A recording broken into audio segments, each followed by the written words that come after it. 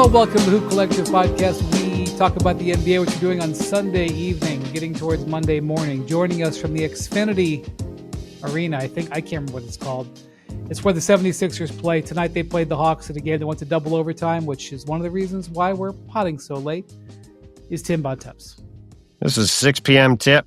I thought it was going to end relatively normally on time. Certainly looked like it was going to end normally on time when the Hawks were up by 8 with 49 seconds to go. It did not. I'm going to get home very late as a result. Yes, and now you're in a hostage situation there if you're watching. That is correct. Joining us from Los Angeles, where he's gone to 3 games in the last 3 days, and he pulled himself away from the Pelicans-Lakers game, which is going on across the street from where he's at right now. It's Ben McMahon. Howdy, partners. 2.5 games. I did hear a whole lot of excuses from Bontemps, a guy who whines and cries a whole lot about how slow I am to work, but I got 5 hours after tip, Bontemps. Whew. If McMahon had been covering this game, he would have started the pod at about 1:30 Eastern time. So you did file a story that for a November game is very long. Well, a lot of, as I said in the lead, Joel Embiid, Paul George, and Tyrese Maxey played together for the first time this season, and Joel Embiid played for the first time in 3 weeks, and both of those things became footnotes in the game as the game played out. Yeah, well, I will say this. So the Hawks won that game. The Hawks have had they had a good weekend. They won in Cleveland on Friday, and we'll talk about the Cavs in a minute. Oh, things aren't going well in Cleveland right now. And then they go into Philly and pull out a double overtime win. Jalen Johnson is just putting together an all-star season. He had 41 points in this game. Made 2 free throws to force. Was that the first overtime or the second overtime? It was at the end of the first overtime amid the accidental review. Okay, well, we'll get to that in a second. So the Hawks are starting to put together some victories, and they are so athletic and so long, and they switch. And look, they gave up 130 something points tonight because it was double overtime, and Maxey had 44. But they've got some stuff going for them. But anyway, we don't exactly, go over regular season little happenstances like this, but there was a weird timing thing that happened tonight, Bontemps. Yeah, at the end of the first overtime, Tyrese Maxey missed 2 free throws. It would have put the game away after the Hawks had blown an 8-point lead in the final minute of regulation when they had a chance to win the game. Which that seems to be happening like every other day. Some team, why can't these teams, first off, there's a bunch of guys missing free throws. Star players missing free throws. Cade Cunningham, he may be having an all-star season. He's missed 2 clutch free throws in the last week that contributed to, now that they wouldn't have he is having an all-star season, to be clear, but he did miss those free throws. Tyrese Maxey is having an all-NBA season. He missed 2 free throws with 4 seconds to go at the end of the first overtime that would have iced the game. Instead, it was a 2-point game. Jalen Johnson drives on the baseline, gets fouled by Dominic Barlow, goes to line for 2. Nick Nurse calls timeout, try to ice him. He had 2 timeouts. He's going to call a second one after the free throws and try to set up a play. James Capers, our friend of the pod, thought Nick Nurse had called for a challenge. So he went to the scores table. He reviewed the play. Nick Nurse later said, when I asked him about it, I called timeout. I went and talked to my team. I walked back out and I said, what's going on? So he then goes to the refs and says, I never called for a challenge. I just called timeout. And the referees huddle. They decide that there wasn't a challenge. And the key part of this is when they called the foul initially, there was 0.3 seconds on the clock. When they reviewed the foul, which was a clear foul, and said that there was a foul and therefore was an unsuccessful challenge, they changed the amount of time that was left from 0.3 seconds, which you barely have time to get his shot off, to 1.1 seconds, where you have time to run a play and actually get a real shot off. But because they then said there wasn't a challenge, the time went back to 0.3 seconds. And so it acted like nothing ever happened. So after a very long delay and a very long icing of Jalen Johnson, he walks out, calmly hits both without hitting the rim. Sixers don't get a shot off at the other end. Joel Embiid doesn't play in the second overtime. Neither does Paul George. Neither does VJ Edgecombe, who also came back today from injury. and the Hawks pulled away and ended up winning. Yeah, by the way, Paul George is back from injury, and he said tonight that his back stiffened up after the game or during the game. Yeah. So it's no big deal, but I didn't like hearing that. He looked fine after the game, but yeah, I mean, it's with the Sixers, there's always something new around the corner at all times. I thought Andre Drummond may have blown his knee out on Friday. He then was back and warming up fine and played the first 6 minutes played 6 minutes in the first quarter. Then he got pulled from the game because he said there was some soreness in his knee. There's always something with the Sixers. There's yes, and then there was actually at the end of regulation, Nick Nurse called a timeout, thinking he could set up a last shot. Nick tried to call timeout when the Hawks missed a shot with about 3 seconds to go, and the referees didn't see it, so there was no timeout given. Anyway, I don't know how you felt about the way Embiid looked. He played 30 minutes in this game. This is the first time I've watched him play since he came back. This is the second game back, right? First game. Oh, no, this is the first game back. He was out as of 12:30 this afternoon, and then he was upgraded to questionable, and then he played a season-high 30 minutes. He looked like what I expect him to look like, which is he moved okay. He's limited in the ground he can cover defensively. When he gets the ball in a sweet spot, he's going to be hard to take offensively. He is 2025 Joel Embiid. I don't know what else to say other than that was my assessment. Yeah, I mean, he's sort of been the same guy since the first game of the season. He had that horrible game against Boston. He was 1 for 9, had 4 points. But ever since then, up until today when he had 18 points on 14 shots, he had at least 20 points in each of the next 5 games. His jumper looks good, and he's been, like you said, he's been compromised with his mobility on defense. And until that changes and he really looks explosive moving around on the defensive end, then it's going to be an up and down process, and it's going to be a struggle. Like, he was minus 11 tonight in 30 minutes, and a lot of that was from not being able to get to rebounds and not moving around very quickly on the defensive end of the court. But he's still a guy that the defense really respects. When he's out there, he's drawing people to him. They can run dribble handoffs with him and Paul George and him and Tyrese Maxey, him and Quentin Grimes and Edgecombe and all these guys. But the question's going to be, and I wrote about this in a story about the Sixers on Friday, can the defensive mobility and can the trust in his knees get to the point where he can move around more fluidly and better on the defensive end? If he can, then the Sixers will really be in business. And if he can't, then it's going to be a challenge to navigate that, because he's been somebody that teams have been able to go at from a mobility standpoint, and the Hawks had success doing that today. All right. Well, I will say that the Hawks, do you agree with me about that their length when they go out there and they basically put 4 or 5 6'8" to 10 guys out there, that they seem to me to be able to cause teams trouble with that athleticism and length in a way that they just couldn't when Trey was out there, and they just keep bringing them. They just keep inserting guys that big.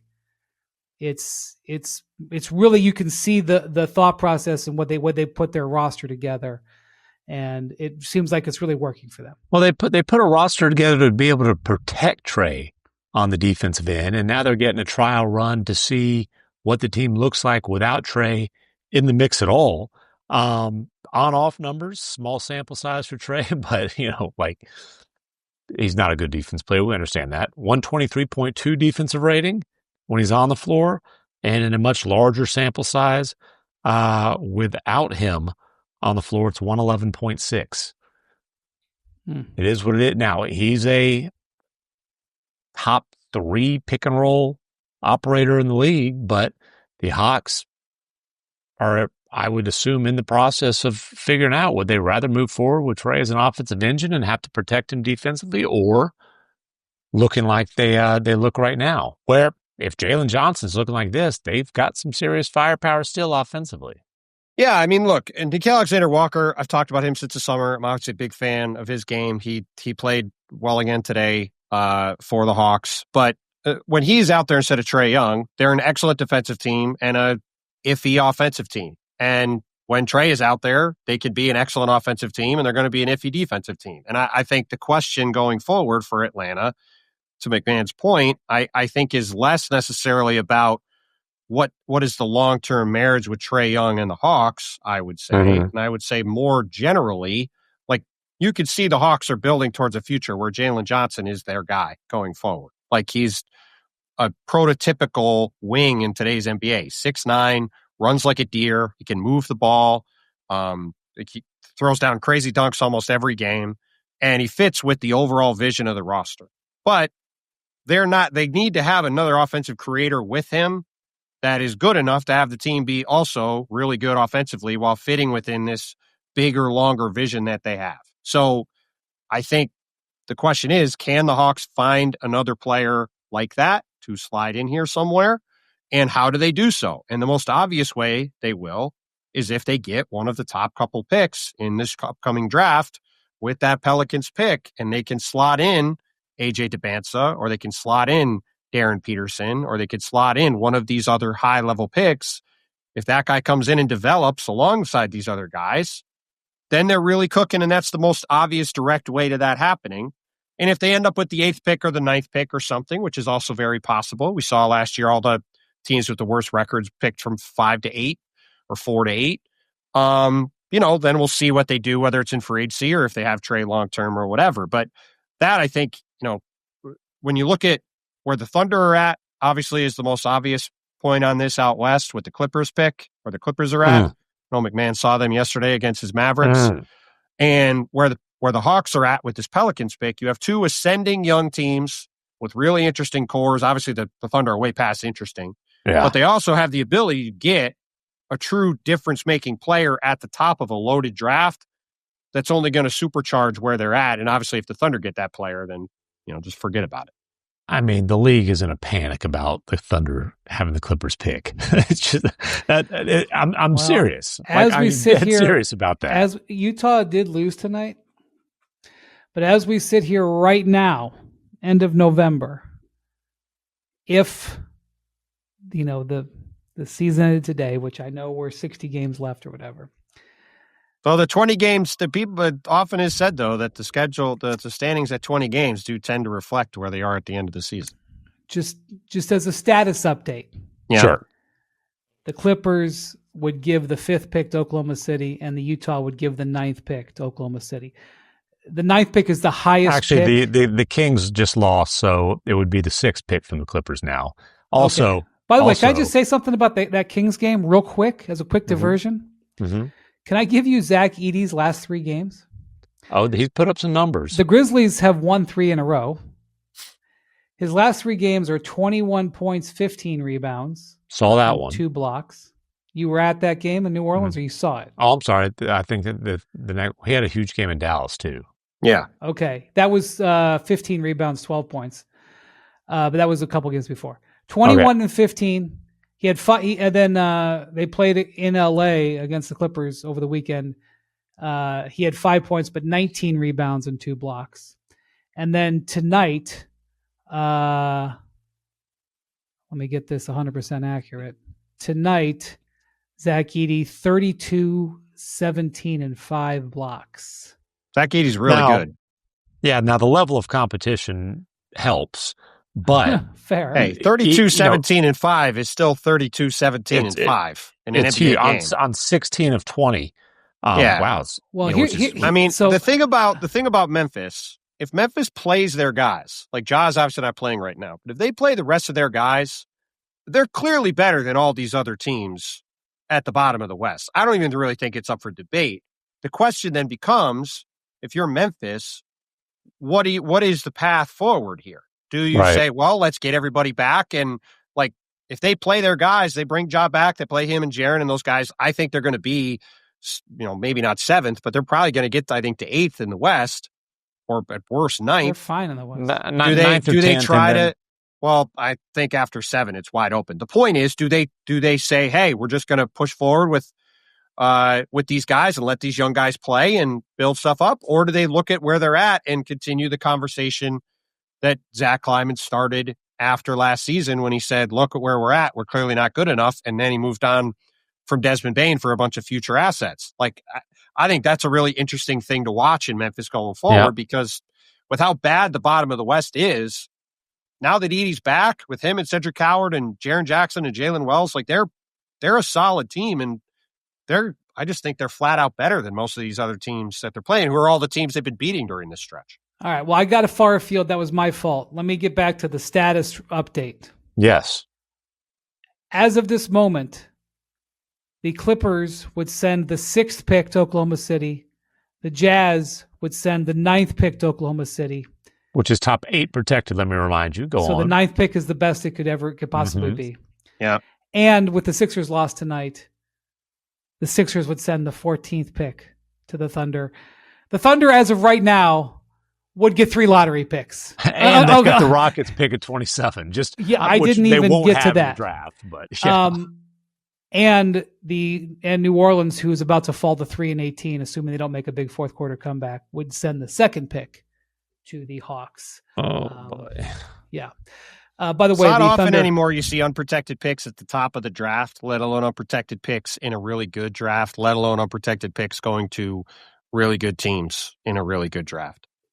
Yeah, I would also, like to say that the Thunder won tonight over the Blazers in Portland. Shea had 26. It was a terrible performance from him. Just 26, well below. He didn't get 20 until there was like 2.5 minutes left. I know, it was a little drama.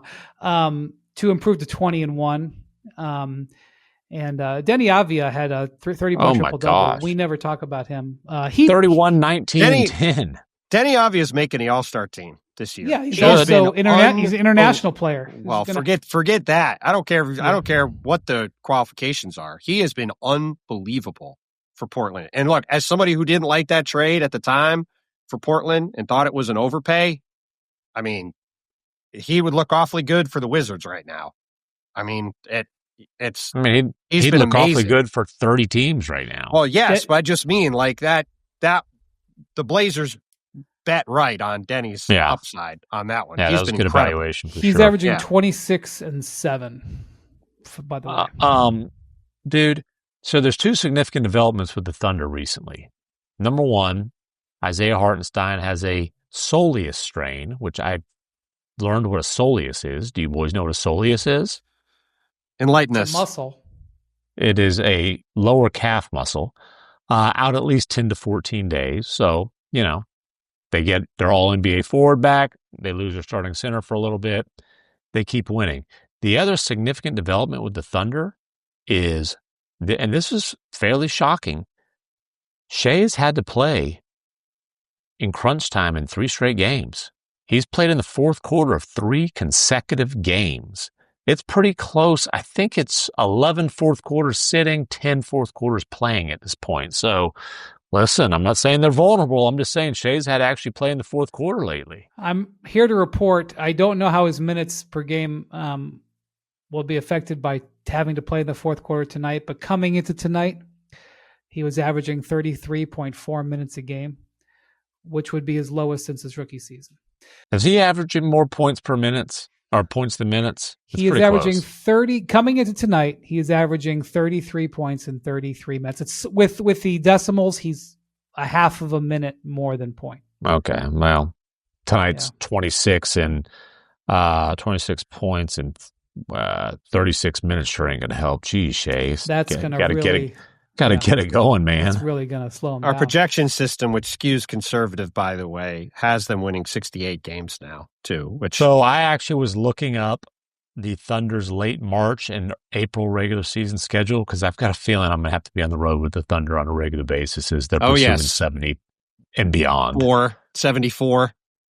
Yes. I'm not joking. 74. Well, they do. Either. I will say I'm this. One of the like you may say with Bontemps, what just said it. Like, wait a minute, how could they be 20-1 and projected to win 68? They do have the hardest schedule left in the NBA. They have and here's the other thing. Yeah, by our projection system, they are favored to win every single game for the rest of the season, home or road. Every opponent doesn't matter. That's actually not that surprising. I would say for the rest of the decade. Well, I just. I'm just saying, I'm pretty sure our system has never had a team favored to win every single game for the entire season. Well, that's probably true too. That's my point.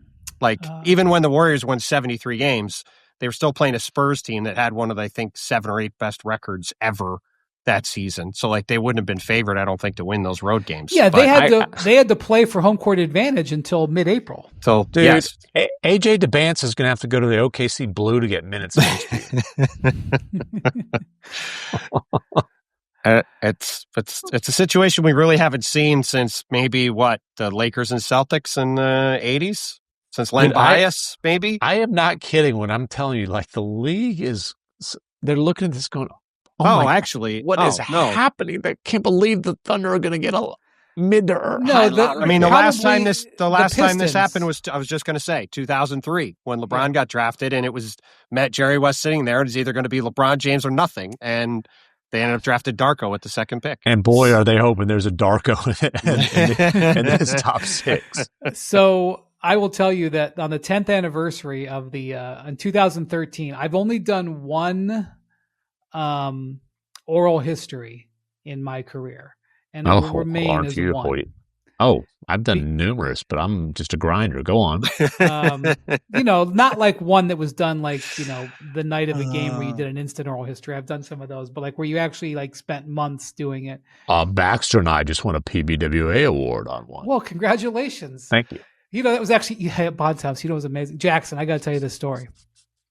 So the PBWA, the Professional Basketball Writers Association, they announced their awards like a couple weeks ago, the annual awards. And the email comes in, congratulations to award winners. And then it was like feature, whatever place McMahon. Did you win? Was it first place? First place. Numero uno, baby. First place. Congratulations. Jackson, McMahon's name wasn't on it. It just said winner Baxter. Baxter Holmes, ESPN.com. Congratulations, Baxter. It's great. Internal emails went out. Oh man, Baxter, you did it again. What a great job. McMahon's name is nowhere to be found. Nowhere to be found. Missing. Wow. And then in the middle of the night, like the email came out. No, you're exaggerating. I will say I found out that the awards were announced, and Baxter sent me a text to apologize and say that he'd emailed the PBWA head honcho to get things right. So I will say this. Let me say 2 things about awards. One, I was stripped of an award a couple of years ago. I don't blame you. A very high Probably cheated. A very high profile award, not the Pulitzer, but, very high profile. I won't say what. A higher profile than Professional Basketball Writers. Awarded. No offense. I've won. I don't mean that's not what I mean. No offense. But, no offense. I've got a shelf full of those. That did sound so pompous, and I want to apologize and take it back. You don't want to apologize. You are a pompous pompous matter. ass. Go on. But it doesn't matter. The head just swells. I won this award. I was named this award, publicly announced. The award was named after him. How about that? What award? The head just keeps getting bigger. Don't worry about it. So I'm worried. And it was for feature stories of a certain length. And the award was announced publicly, blah, blah, blah. And then I never got any honor. I never got the award or I think there's some sort of banquet or something you could go to. Window knew that somebody had to be having him there to fed him, McMahon. There couldn't be a reason why he wouldn't be invited to a banquet in his honor for an award named after him. They should have had chicken parm on the menu. Clearly. I had chicken parm tonight. I made it. What are we doing? What are we doing with this story? What are we doing with this? Anyway, when the story when the rankings came out, I wasn't in there. It was just gone. Oh. And so I called, I called my boss. So he banged the table. Where is my award? So I called my editor and I was like, hey, what happened to my honor? What happened to my award? And they were like, oh, no one talked to you about this? So what happened to it? Somebody had gone in and counted the words in my story, and I was like 30 words too. It was like, stories of a certain length, and I was 30 words too long. Well, that's fitting because this story was at least 30 words too long. You got that right. The story was But you've many never done minutes it another lasted oral too history. It was where you I was started. stripped. He I just was did an oral stripped of it. history of how he didn't get the No, award. what I named want to after know him. is who went in and checked it. Who screwed me?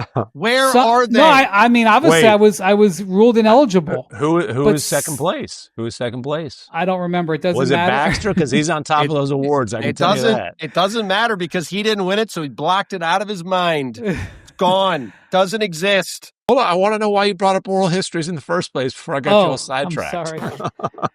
So I did this oral history. I Back to called window Jerry again. West. Back to him again. 10 years on, I called Jerry West to do the 10-year anniversary story of the 2003 draft lottery. And Jerry West's frustration about not being able to draft LeBron James had not dulled in one decade. And if you remember, that situation was if the pick was top one protected.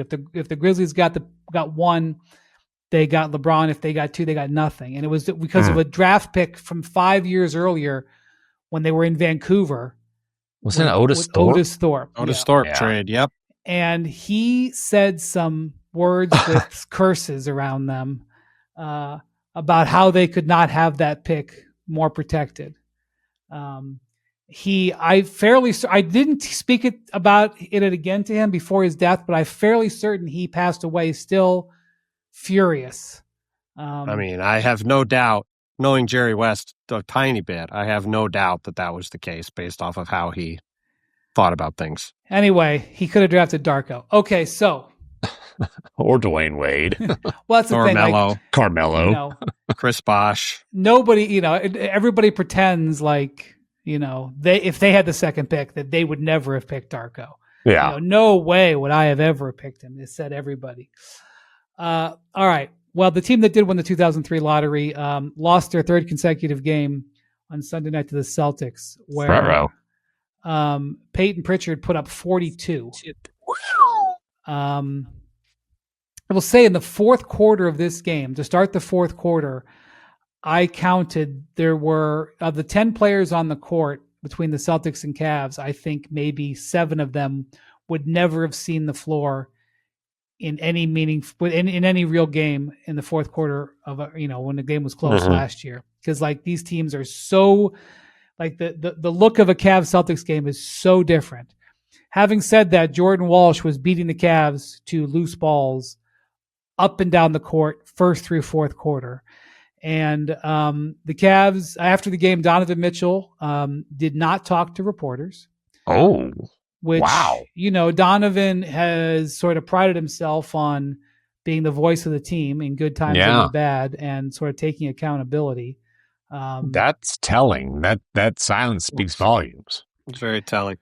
Yes. And sort of the guy who was sort of giving the state of the team address after the game, I wasn't there, as far as I could tell by reading the coverage, was second-year forward Jalen Tyson. That's not his place to be. I mean, that's honestly, that's on the vets. That shouldn't happen. But he was basically calling himself and his own team out for lack of focus issues. So the Cavs are now 11-9. 12-9, and they are fairly banged up. They announced today that Larry Nance is going to, friend of the show, is going to be out 3 to 4 weeks with a calf injury. Jared Allen. I did not get that. I should follow up on that. Jared Allen is going to be out for another week or so with a finger injury. He's been battling it on and off. Darius Garland is back, but not playing very well. Minus 27 today, and you mentioned Pritchard getting 42. Those are pretty directly related stats. I have to say, one of the big things, I mentioned this to Bontemps, watching Garland on Friday against the Hawks, he was bothered really significantly by the Hawks' length. Mm-hmm. And then I watched Maxey tonight, and Maxey just blew through it.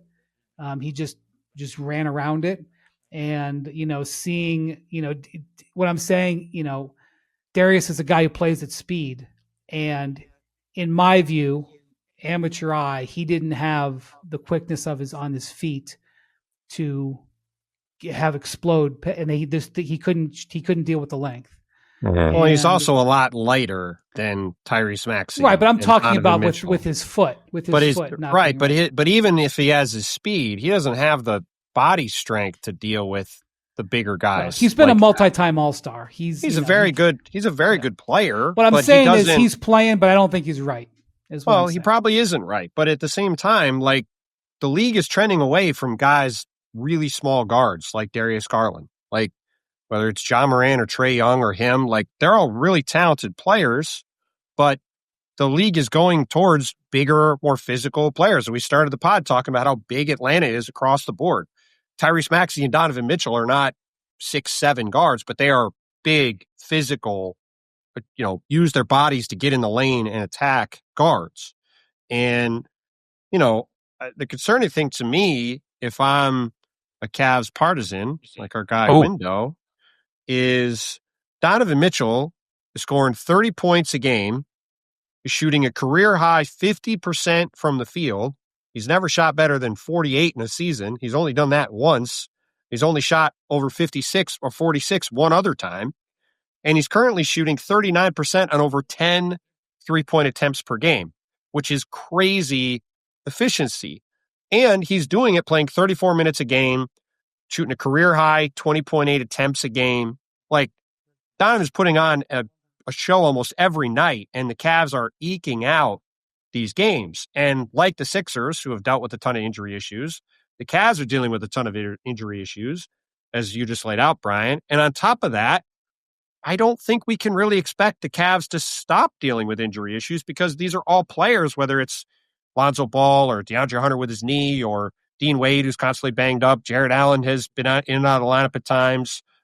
Larry Nance, our friend of the pod, has dealt with injuries. Garland, you mentioned, he's had reoccurrences of this toe injury. Like, I think the safe assumption is the Cavs are going to be continuing to deal with guys being in and out of the lineup or just out. They still don't have Max Strus coming back anytime soon. Sam Merrill has been out a lot of the year. That's actually hurting them. Yeah, like he's a good player too. He's not there. They obviously lost Ty Jerome in free agency. Lonzo has been in and out of the lineup coming off the bench. Like, right now the Cavs are in 7th in the East with Donovan playing like this and with a ton of injuries. Like, I think it's fair to start to wonder, again, we're a quarter of the way into the season, like, is this going to be a year where the Cavs are somewhere in the 5 to maybe even play-in range in the East? And while if the Cavs are healthy in April, I think they would certainly feel like they could go beat anybody. If they're down in that kind of range and they got to have 3 series on the road and, either dig their way out of the play-in or have to start in the 6th seed and start on the road, that's going to be a much different road than they're going to have to go through than what we thought it was going to be at the start of the year, when it was them and the Knicks, in theory, atop the conference fighting for the 1 seed. Well, and Orlando got off to that slow start. They've passed the Cavs. They've won 8 of 10. Atlanta's playing well. Miami's playing well. Raptors are starting to sink like a stone. Losing 2 straight games. Actually, though, the Raptors, since RJ Barrett's gone down, that's been a pretty significant blow. But obviously, they got off to a great start. Mm-hmm. I think we all thought the Cavs were pretty solidly penciled into a top 2 or 3 seed, and that's going to be an uphill climb. Well, they have a friendly schedule for the rest of for December, for the most part, until Christmas Day. They go on a 3-game road trip to New York, Houston, and San Antonio, starting on Christmas. But they have a friendly schedule, relatively. Mm-hmm. They have a back-to-back Sunday, Monday, and then they have a back-to-back on Friday and Saturday, and then they don't have a back-to-back for a few weeks, and I think they get some off days. So, a lot of focus in Cleveland. There's only 2 topics to talk about in Cleveland. One is Shedeur Sanders, and the second one is Evan Mobley. People are very, very focused on Mobley.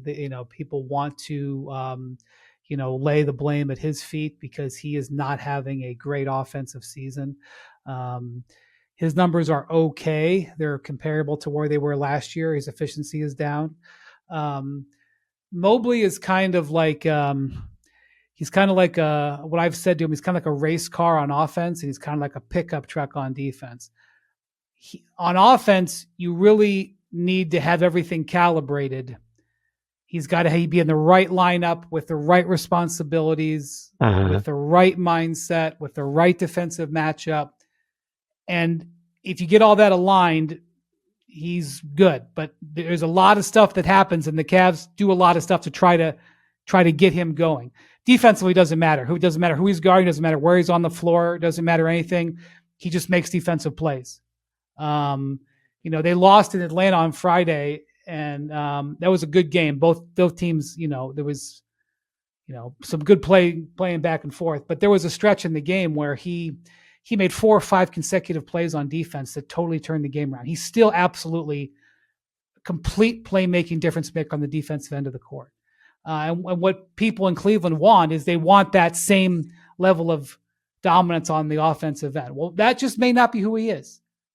Well, if that's not who he is, then he's probably not a guy who should be getting a 30% max. Like that's like that. Well, I'm just saying, like, I mean, I think it's fair to think Evan Mobley can grow beyond where he is right now. But like, if he stays right where he is right now, he's probably somewhere in the same category of like Jaren Jackson Jr., right? Who's another guy who, for his he's had some brilliant moments, but he's also a guy that, is he 100% a 30% max guy? I think Chet Holmgren is a fair comp, and the Thunder got Chet on a 25% max. Yeah, with no super max. Well, and look, we just talked about all these. Now, there's no super max. Right. Oh, that's right. You're right. Yeah. That's right. And we just talked about all these. We just talked about all these guys who were out for the Cavs, right? If there was a time where Evan Mobley was going to get 16, 17, 18 shots and be like the guy on offense, it would be right now, right? He's taking one more shot a game, and that's because he's taking one more 3 a game. And he is getting a couple more free throws a game, but he's shooting 60% on free throws, which he's always been somewhere from 65 to 72%. I will say this, like, part of the reason why his efficiency is down is because he's taking more mid and longer shots. I don't know how you explain a 13% free throw drop. Because that's weird. It's a fairly small sample size. If he hits a few free throws in a row, that'll go back up some. But still, he's never underlines what's going on. Well, but he's also never been like he's got 66, 67, 72, 72. So like it's not like he's an 85% free throw shooter either. So, like I do think it's fair to be disappointed in him offensively this year, because I think if you'd have come into the season and said the Cavs have all these injuries, Darius Garland's out, all these guys, Max Strus is out, Stan Merrill is out, like you would say, all right, this is a good time for Evan Mobley to really take a big step forward and take on that offensive load and take some of the pressure off of Donovan Mitchell. And that's what they wanted him to do. And he hasn't designed done it. to do it. That's right. Yeah. So I don't think Evan Mobley, I don't think his 27 points on 11 to 17 shooting against the Celtics was the reason the Cavaliers lost. Well, but I hear what you're saying, bigger picture. Yes, he has been playing a little bit better efficiency-wise over the last. And his efficiency is not terrible. He's shooting 50% from the floor, 38 from 3. Right, but it's still the lowest of his career. By several points. And I would just say that is a good-looking stat line against the Celtics. The Celtics also started Xavier Tillman at center and are basically playing all wings otherwise. So, like, he better have 27 points against the Celtics. And typically, in the past, I mean, the Cavs did shoot 52 threes today.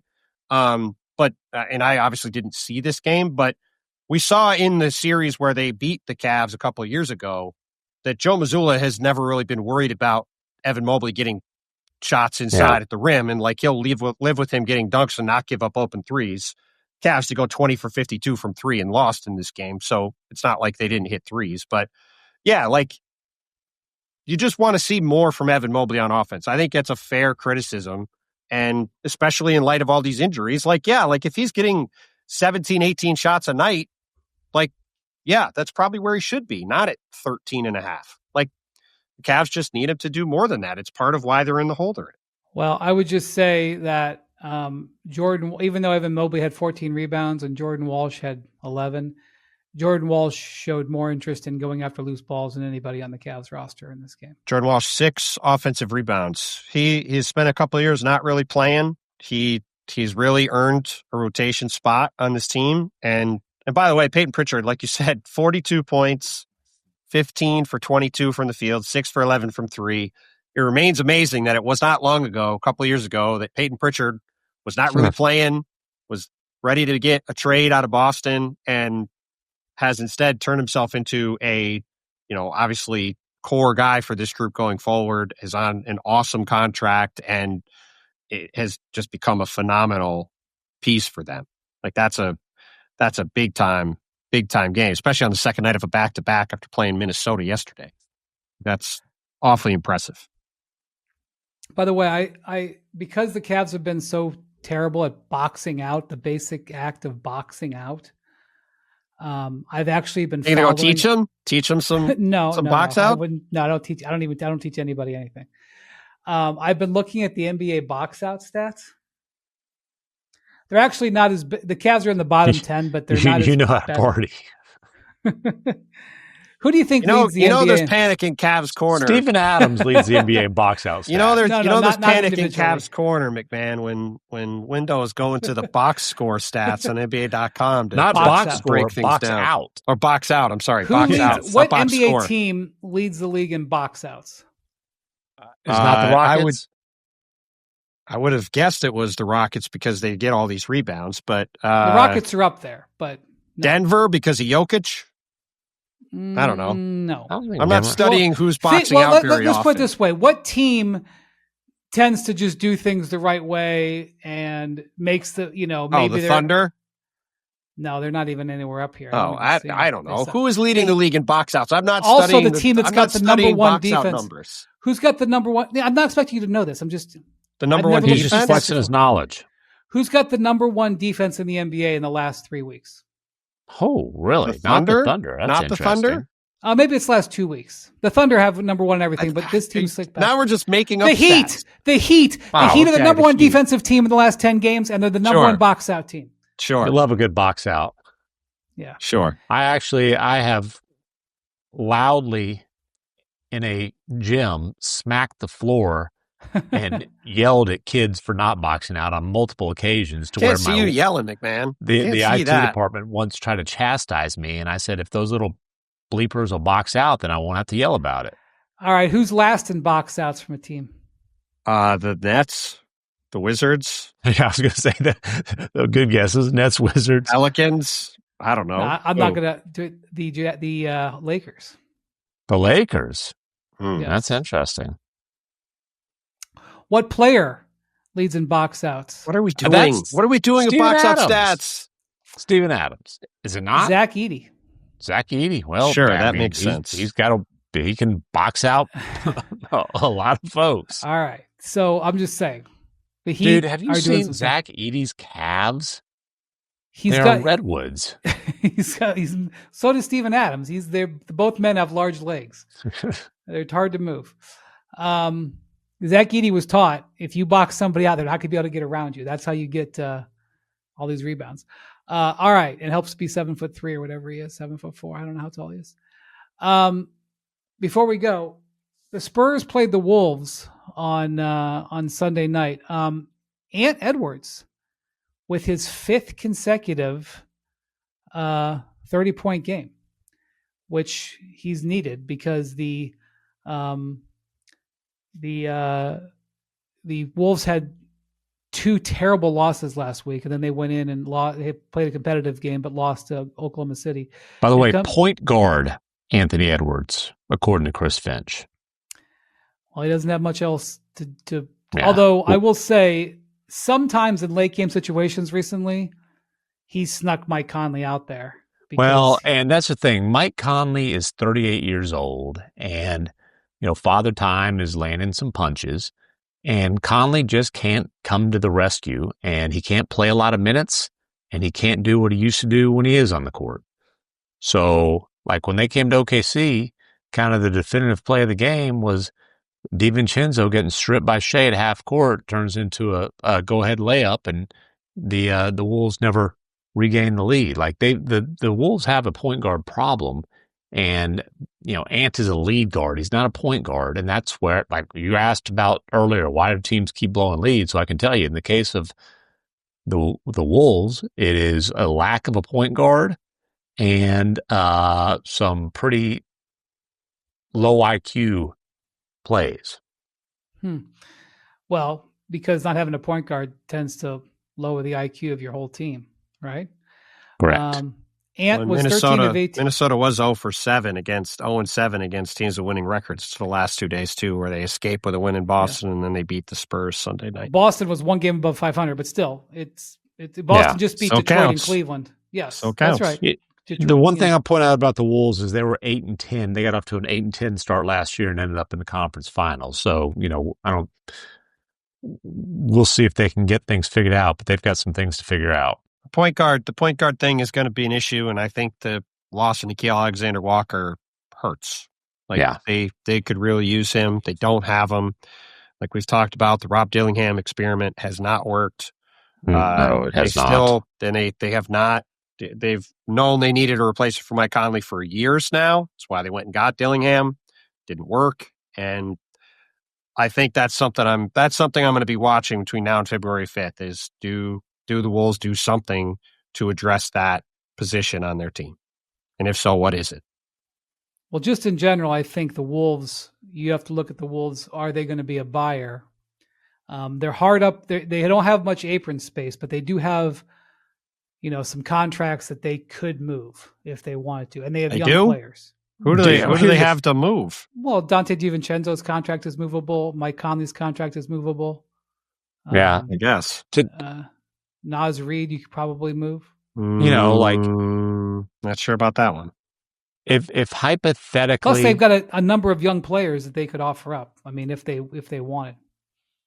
If hypothetically, if they were going to get in for one of these possibly on the market max point guards, it's probably going to have to be either Julius Randle, Jaden McDaniels, or Rudy Gobert. Maybe, or like a Dante DiVincenzo Naz Reid combo. And my point is, to get in that kind of thing, it's like you're plugging one hole and another one spouts open. Right. And I just don't think they can turn Naz Reid into anything right now, personally. But I would be. Naz did have a decent game today. A fine game, but I would be surprised if they do that. I think they may be looking, non-max player type acquisition. But Tim Connolly likes to swing big.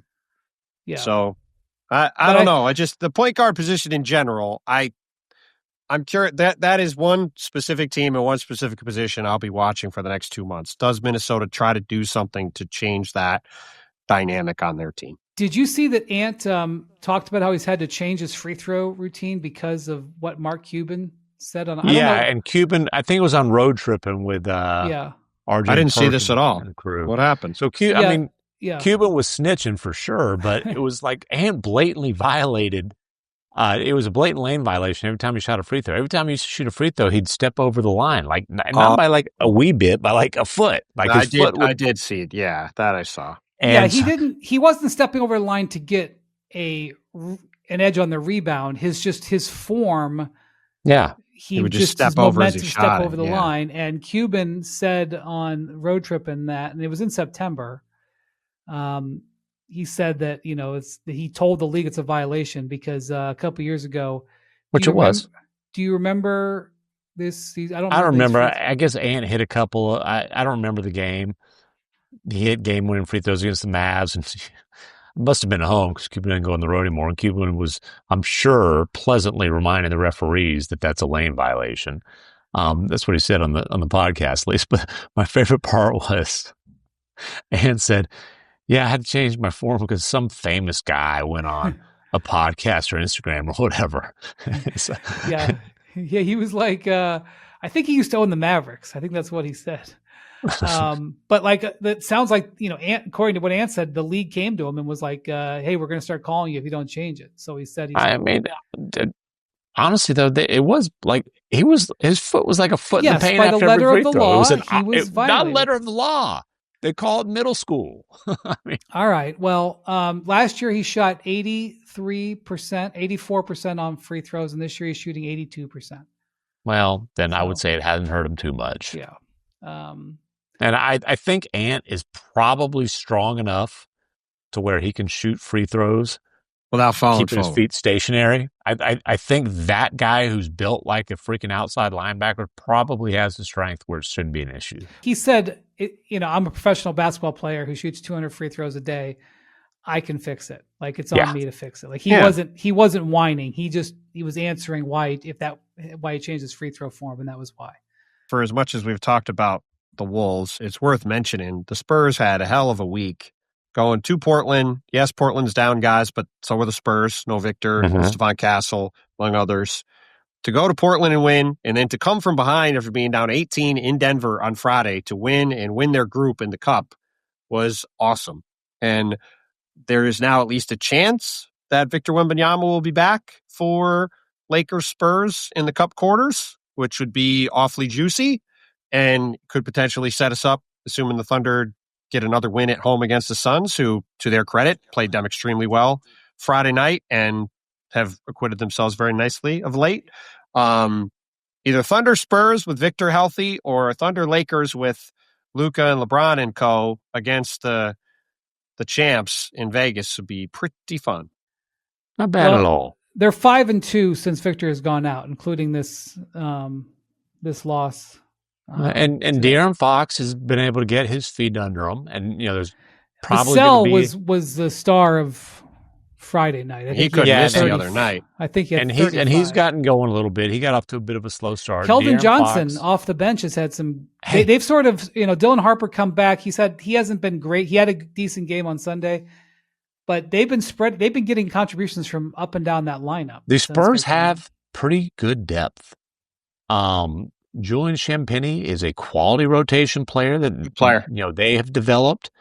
Luke Cornett was a nice signing as a role player. Ideally, he's playing 16 minutes a game behind Wemby, but Keldon Johnson Keldon Johnson's having a great year. He's a reserve now, but in 24 minutes, he's averaging 13 points and shooting 57.8% from the floor and 6.6 rebounds, a third of which are on the offensive end. Like he's having a really nice year.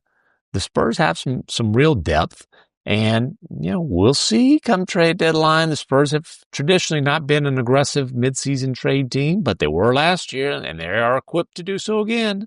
Yeah, I want to see what their schedule is coming up ahead of the Cup game, because I thought it was favorable, but I'm not finding it at my fingertips right now. But yeah, the Cup, every year the Cup's only 3 years old, but we've seen teams go into the Cup and that experience has helped them. 2 years ago, it was Indiana. Last year, I do think it helped the Thunder to a certain extent. Really? Because all I heard was them whining about how they had a long East Coast trip right afterwards. Well, whatever. I think it taught them some things, especially when they lost that title game, Cup title game. And there's a couple of candidates for that this year. Toronto. I think this could, Toronto is a team that's, just now beginning to start to feel itself, and I think they have an opportunity to play in the Cup and playing some meaningful games and do something that group hasn't done together. I definitely think that could be the case for San Antonio. They haven't played a game like this before. Tell you what, though, you don't want to win that little ribbon, okay? Because the old Lakers and Bucks didn't exactly.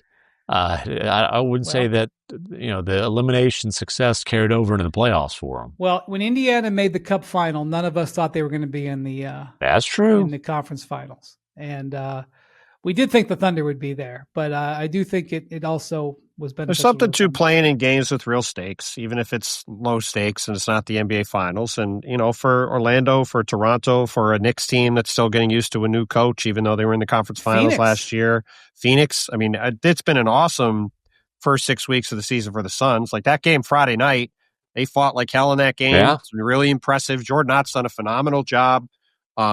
they're Tell you playing what, they're well. having a lot more. It's a lot more fun to be a Phoenix Sun and my a Phoenix God. Suns fan this year than it has been the last few years. It's a much lot more more fun to be scrappy overachievers than epic underachievers. Well, it's a lot more fun to watch them play. I mean, it's Yeah. just a totally different vibe. So they've been, and certainly like you said, I mean, especially if they can get Victor back, to have Victor going up against LeBron and Luka in one of these Cup quarterfinals would be great. We'll see if it's on the actual court or not after they couldn't play on the Laker court on Friday, got shipped out. But yeah, it should be a pretty good set of quarterfinals, and we'll see who ends up in Vegas in a couple weeks. Yeah, maybe I'll see McMahon there again. Maybe. We'll see about that. We got Mac-10 versus Michael Country Wright in the other West semifinal. So I don't know. I think that whoever wins that one might advance. You're looking for that. You're not going there. You're not going there with the old Thundercats if they get a W. I will do as I'm told. Ooh, interesting. He's just a soldier. I'm just a company man. He's just a company man. As I said, yes, after I signed my contract extension, I'm like the Dwight Powell of the Mavericks or Dwight Powell of ESPN. Great company man with remarkable longevity. Yes, you're definitely a company man. That's the first thing people think of you is that you're just a company man who just never steps out of line at all. Never. Listen, we always say this. I wear ESPN gear publicly frequently, unlike some folks on this podcast. Send me all the Jackson ESPN got swag, me the Spurs please. scheduled: Memphis, Orlando, Cavs, Pelicans. So I don't know. I thought Memphis and Pelicans were easier than maybe, or at least Memphis. I thought that they got to deal with a winning streak there. The skipping by Cavs corner, huh? Well, that's not looking so hard at the moment. So we discussed that. All right, that's enough. Get up 95 there, Bontemps. You'll be home by 3 a.m. Yeah. All right. Thank you to Bontemps. Thank you to McMahon. Thank you to Jackson for staying up late past midnight on the East Coast. Thank you for listening and watching the Hoop Collective and for getting through the Thanksgiving holiday with us. We will talk to you later this week. Adios, amigos.